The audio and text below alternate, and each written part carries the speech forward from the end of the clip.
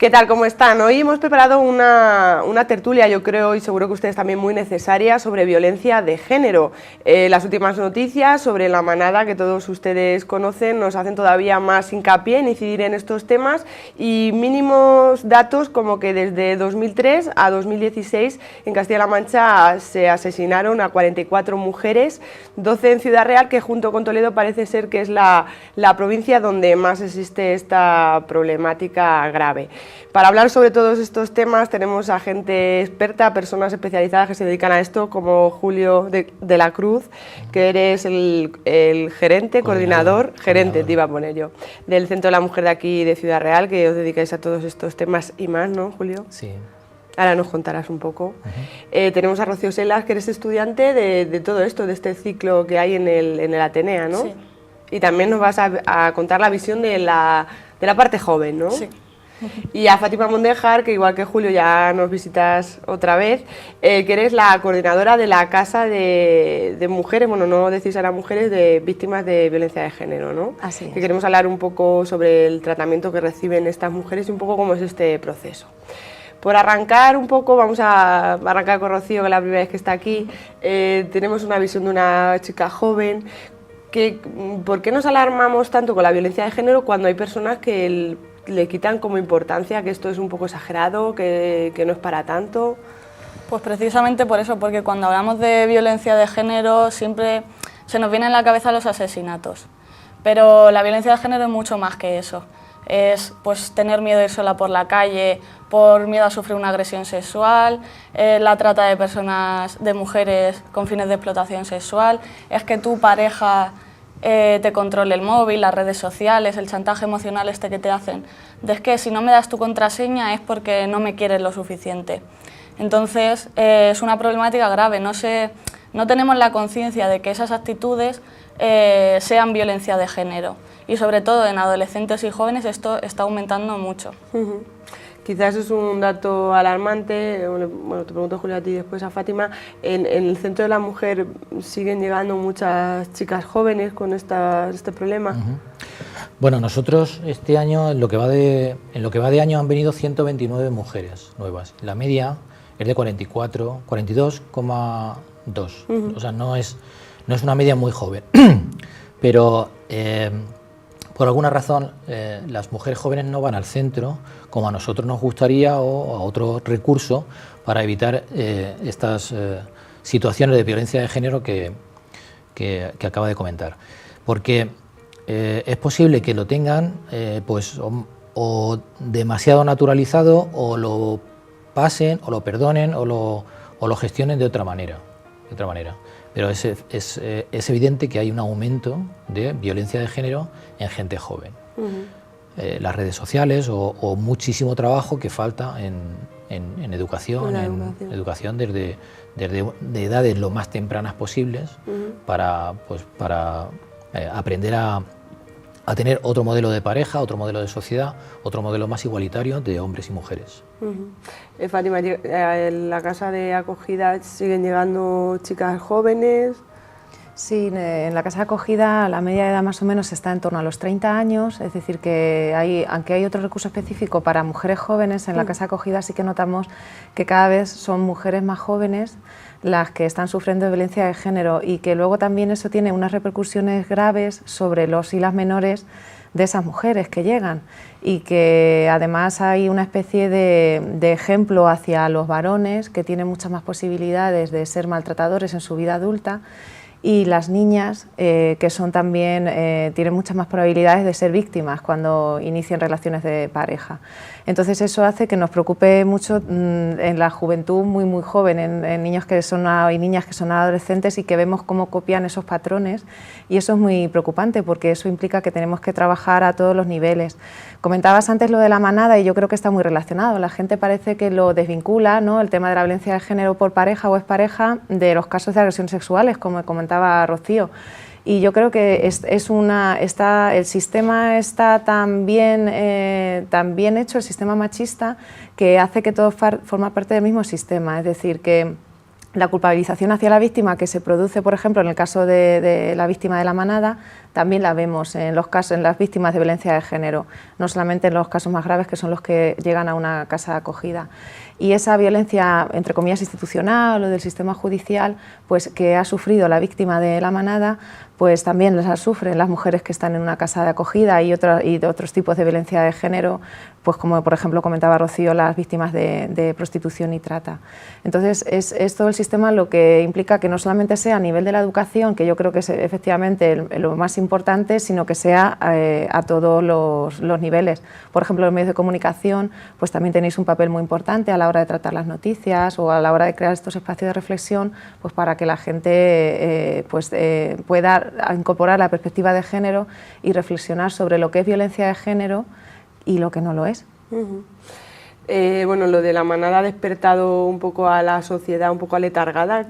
¿Cómo lo veis? ¿Creéis que cada vez la gente reacciona más ante esta situación por el tratamiento, por ambas cosas? No sé cómo lo veis. Yo creo que en el caso de la manada se han producido situaciones intolerables que ha hecho que la gente, las mujeres y los hombres feministas pues hayan dicho basta ya. Es decir, el hecho de que además los focos estén en un caso y aún así el sistema se permita este tipo de comportamientos intolerables ha hecho que la gente, yo creo, que se enfade mucho, y ya venimos de un movimiento feminista que cada vez es más activo y que llegamos a un momento en el que a cuanto más movimiento feminista hay por la lucha de la igualdad entre mujeres y hombres, y donde más se intenta proteger a las víctimas más vulnerables, como es el caso de la chica de la manada o las víctimas de violencia de género que han sufrido un maltrato físico fuerte, pues eso hace que también el sistema como que contraataque, y estamos ahora mismo en un momento donde la ciudadanía está despertando y está diciendo, bueno, esto no lo vamos a consentir, y esperamos que este movimiento pues también social, feminista, pues tenga luego repercusiones a la hora de legislar y que no haya sentencias tan sangrantes como las que hemos tenido que vivir. Rocío, un poco en el ciclo que estás estudiando se habrá tocado este tema de actualidad, un poco qué visión se hace desde la teoría.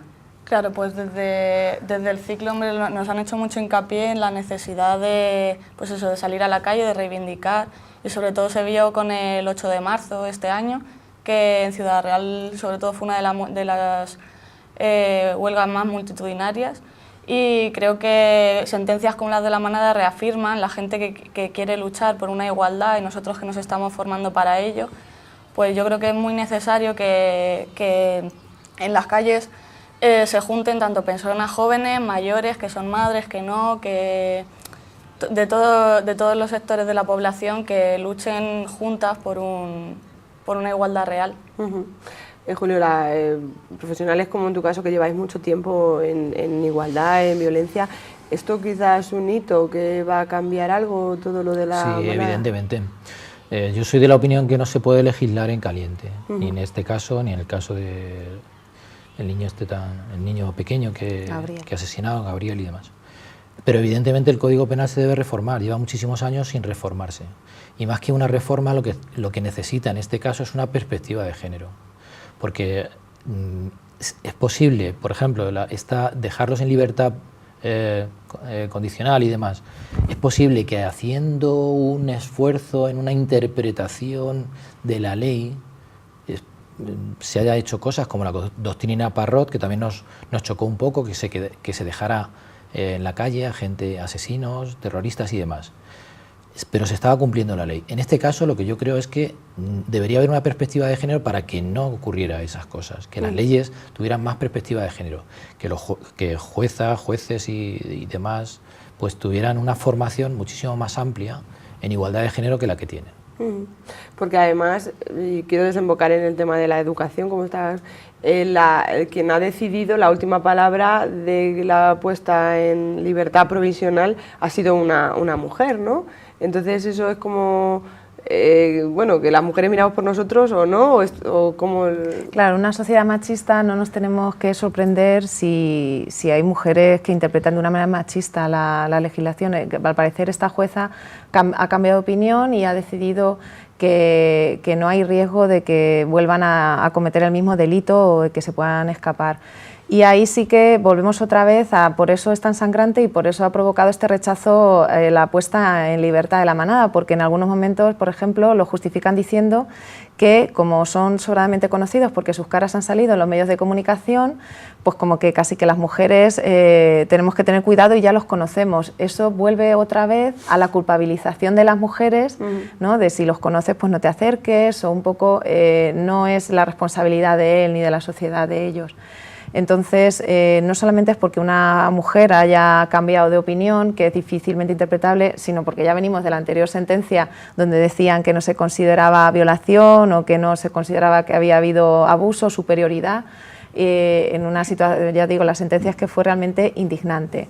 Y esta puesta en libertad, encima, a pesar de toda la movilización social, ya casi supone una afrenta, casi, es decir, que por eso ha habido esa movilización, no solamente por la puesta en libertad, sino por los motivos que justifican esa puesta en libertad, que es realmente poco creíble y poco defendible, y vuelve otra vez a poner el foco en las mujeres.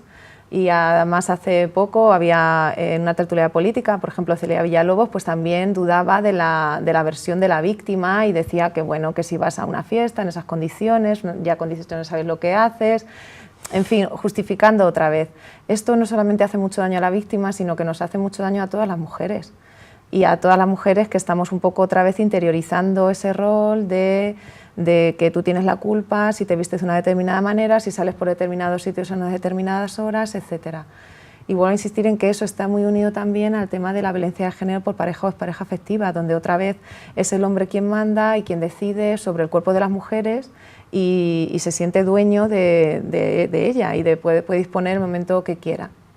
Siempre desembocamos en el mismo sitio, ¿no? Sí, por eso. No sé si tenéis la misma apreciación, pero por ejemplo recientemente la noche de San Juan, al día siguiente los datos, no sé cuántos datos de agresiones sexuales que no violaciones a chicas. Igual este dato se menciona y antes pasaba desapercibido. Yo creo que antes se naturalizaba, es decir, los chicos, yo creo que antes como en los Sanfermines o en otro tipo de macrofiestas, pues entendían que había chicas que a lo mejor borrachas, que solamente por el hecho de serlo, pues tenían ellos autoridad o autorización pues para tocarles o para hacer bromas, etcétera. Entonces, claro, también he visto algún reportaje pues también muy desagradable sobre cómo algunos hinchas en el Mundial están tratando a las mujeres que están allí rusas, es decir, que muchas veces en algunos espacios masculinos y masculinizados y en espacios de fiesta se entiende que se da por hecho que puedes cometer este tipo de conductas machistas sin que nadie se moleste, y se da por hecho que las mujeres que vamos ahí tenemos que entender que si vamos tenemos que dar por buenos ese tipo de conductas y de comentarios machistas porque forman parte de la fiesta. Y la sentencia de la manada lo que empieza a alertar es de que no tenemos por qué aguantar que nos hagan comentarios, que nos toquen el pecho o el culo, simplemente porque estemos allí bailando o nos rocen o nos froten o nos hagan comentarios despectivos. Esto es lo que pone, yo creo, sobre todo también en evidencia la sentencia de la manada, que tenemos que sentirnos seguras en cualquier espacio, aunque sea en un espacio lleno de hombres que hayan bebido, que estén todos juntos cantando, y eso a día de hoy es impensable. Una mujer, cualquier mujer no nos sentimos seguras en un espacio donde hay muchos hombres en este contexto de fiesta, y esto es lo que tenemos que erradicar. Pues creo que habéis oído lo de, no es que lo estaba pidiendo, ¿no? Sí, por eso las campañas nuestra del ayuntamiento de sin un sí es un no, es decir, no es ya decir, bueno, pues en un determinado contexto, como dicen las compañeras, pues era natural, estaban borrachas, que no hubieran ido a la fiesta, que no hubieran ido, que se hubieran vestido tal, pero hay que ir un poco más allá, de que una mujer puede hacer lo que le da la gana, lo que hacemos los hombres, que no podemos hacer lo que nos dé la gana y en cualquier momento decir que no e irnos a casa tranquilamente, ¿no? En una mujer como que se exige, pues ya que has llegado a un punto tienes que continuar, ¿no? De ahí pues un proyecto muy bonito que han presentado las compañeras del módulo de igualdad, ¿verdad, Rocío? ¿Quieres? Sí, para ello, para todo lo que ha dicho Fátima, para crear un punto de seguridad y de acogimiento entre mujeres también, y pues hemos presentado un proyecto para pues, puntos violetas durante las ferias y fiestas en verano de Ciudad Real, que lo que queremos precisamente es eso, que haya un punto de referencia para aquellas mujeres que en un momento determinado no se sientan seguras, pues que puedan acudir allí y que bueno, también estaremos, se tendrá que ver a ver cómo se desarrollan las fiestas, pero dando información sobre cómo actuar en una agresión sexual o ante una situación de este tipo. Es un poco triste que tengamos que llegar a ese punto, pero si vamos, hay que poner resolución, pues se pone, pero bueno, que existen, va a haber zonas en las que si alguien se siente un poco agobiado, pues que pueda acudir ahí. Sí. Ya hablamos de Zurra, Pandorga y conciertos y zonas así más multitudinarias. Rocío, yo creo que nunca está de más, esto partimos de la educación, que ahora volveremos otra vez, qué causas se pueden dar, también un poco de información para padres, para que se produzca la violencia de género en parejas jóvenes. Bueno, en el ciclo lo hemos estudiado y está más que estudiado desde las teorías feministas, pero la principal causa es que nos educan de diferente manera si somos hombres o si somos mujer. Esto va haciendo que las mujeres asumamos roles más pasivos y los hombres roles más agresivos. Entonces, nos vamos socializando también con los medios de comunicación, desde pequeños vemos películas que nos reflejan un modelo de pareja que no es el más adecuado. En la adolescencia también, con las típicas películas románticas que ve pues eso, el hombre, el chico malo del instituto con la chica buena, estudiosa, que al final la lleva por el mal camino, cosas así. Entonces, yo creo que desde la familia, los medios de comunicación y la educación es las principales causas que hacen que los jóvenes asumamos unos modelos de relación que no están para nada adecuados a cómo debería ser. Se basan en la propiedad, o sea, somos propiedad de nuestra pareja. Y esto al final crea pues, muchos mitos del amor romántico, los vamos asumiendo, como que si cuantos más celos tiene tu pareja es porque te quiere más. Y eso no puede seguir así, no podemos creer que nuestra pareja lo que quiere es tenernos solo para él, cada uno tiene que ser libre y desarrollar nuestras relaciones de pareja pues, de manera libre y respetuosa, sobre todo del respeto. Bueno, ahora me gustaría saber aquí en Ciudad Real un poco cómo es la situación, en datos de casa acogida, centro de la mujer, cómo es la realidad de la violencia de género, porque parece que siempre hablamos como de a nivel nacional, internacional, pero que lo tenemos aquí al salir a la calle, ¿no, Julio? Sí, bueno, nuestra experiencia es que hay muchísima.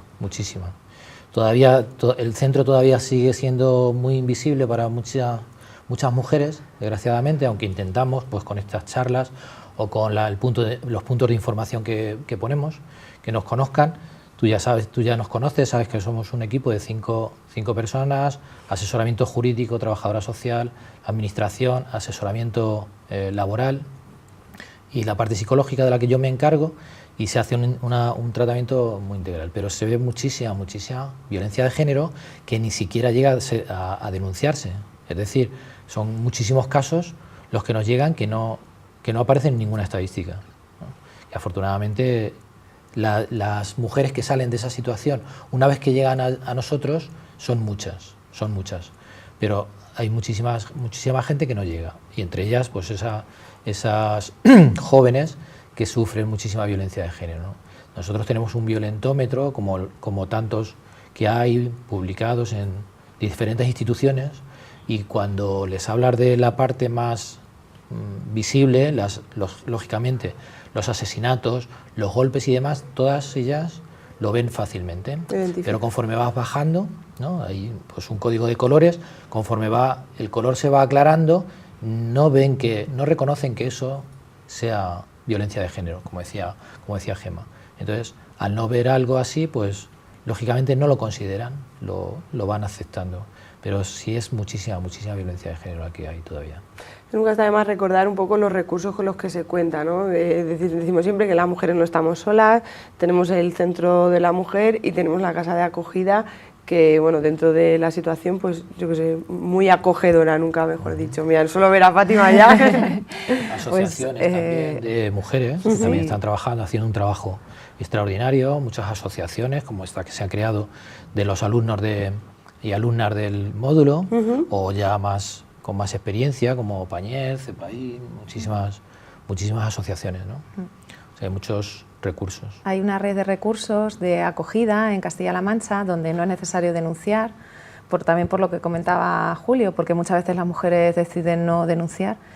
Y sí que se ve que las víctimas de violencia de género, hay de todo tipo, es decir, que no es cierto que esté asociado a un estatus social o a una clase social educativa, sino que afecta a todas las mujeres, a todas las edades. Y como decía él, resulta muy llamativo que muchas veces a las mujeres, cuando les preguntamos cuándo se iniciaron los comportamientos de violencia de género, ellas lo identifican con el primer golpe. Pero cuando ya empiezas a preguntar cuándo fue la primera vez que te insultó, o que te hizo un desprecio, o que controló tu manera de vestir, pues ya empiezan a darse cuenta de que las conductas de violencia de género se inician casi al inicio de la relación. Y esto lo tenemos que trabajar mucho en parejas jóvenes, para que sepan identificar, por ejemplo, como decía Rocío, que los celos son violencia también.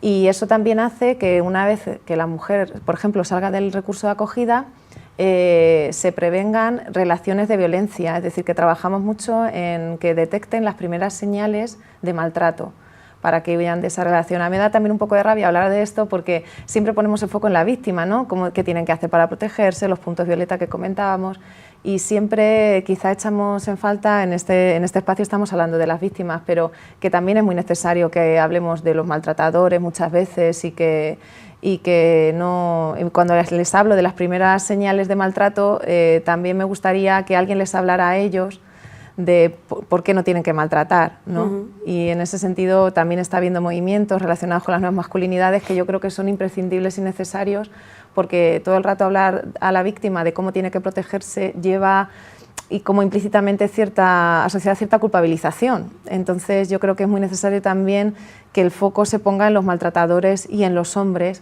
que muchas veces sin darse cuenta también reproducen conductas machistas que incluso si se lo dices les sienta mal porque no las reconocen, pero el mismo proceso que con las víctimas. Es decir, es que el hecho de controlarle cómo se viste, aunque tú creas que es porque la quieres mucho, estás reproduciendo ese modelo machista.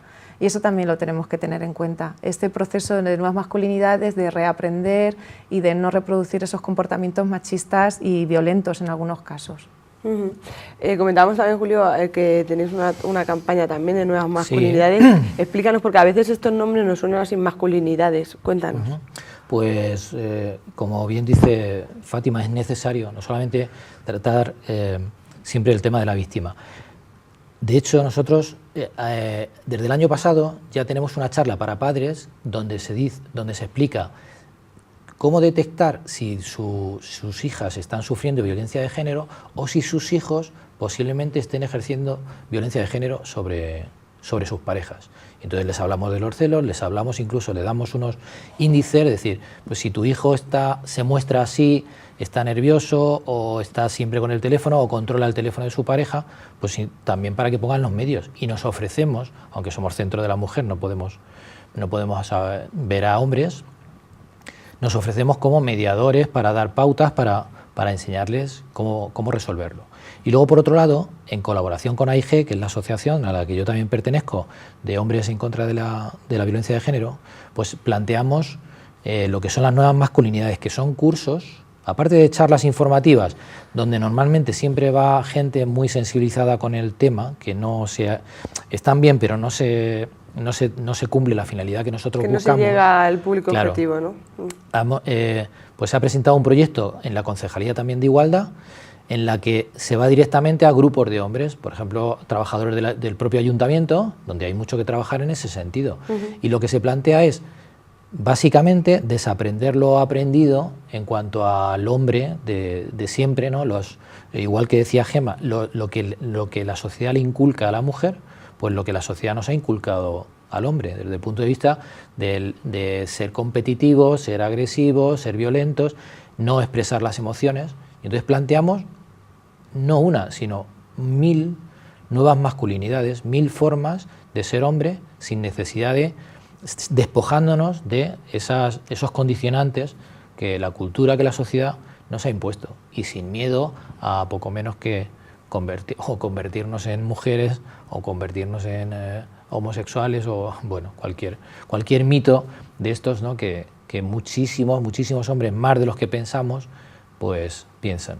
Por eso que es lo que decía Fátima, que hay gente que a lo mejor no es consciente, ¿no? No somos conscientes de los patrones que estamos reproduciendo, que son a todas vistas machistas, ¿no? Sí, eso no lo ven, y a veces que eso tiene que ser una reflexión, como dice Julio, que parta también de ellos mismos, porque si les las impones desde fuera no funciona igual.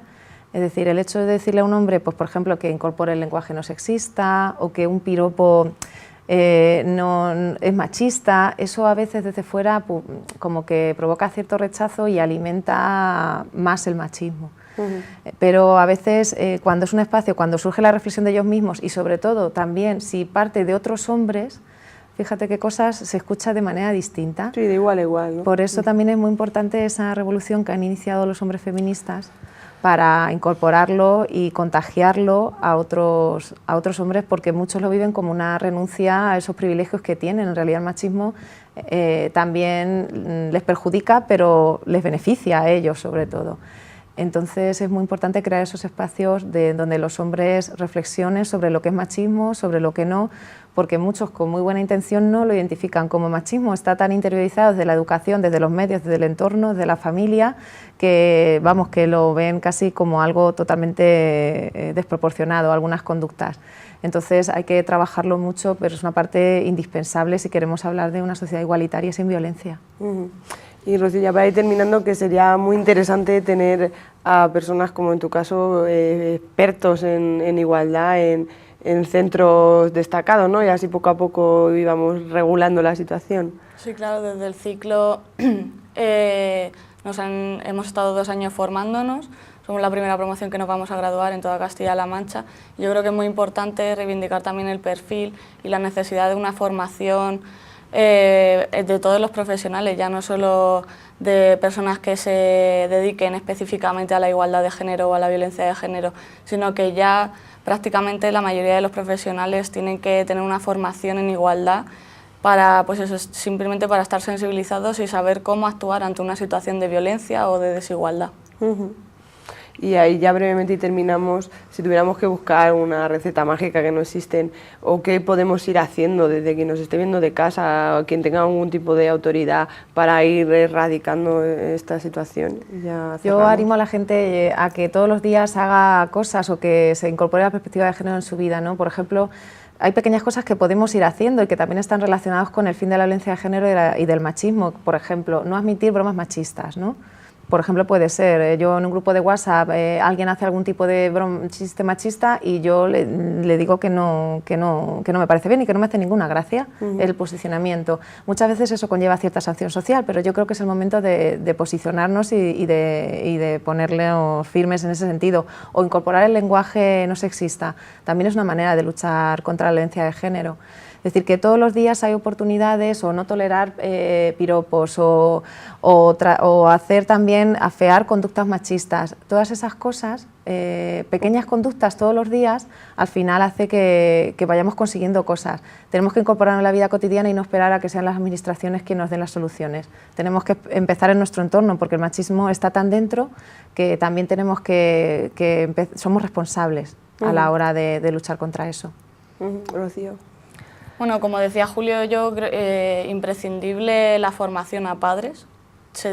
Los padres tienen que ser los que, pues primero desde casa eduquen a sus hijos y sepan identificar situaciones de violencia o comportamientos machistas de sus hijos e intentar erradicarlos. Y sobre todo también incorporar la igualdad de género a la educación.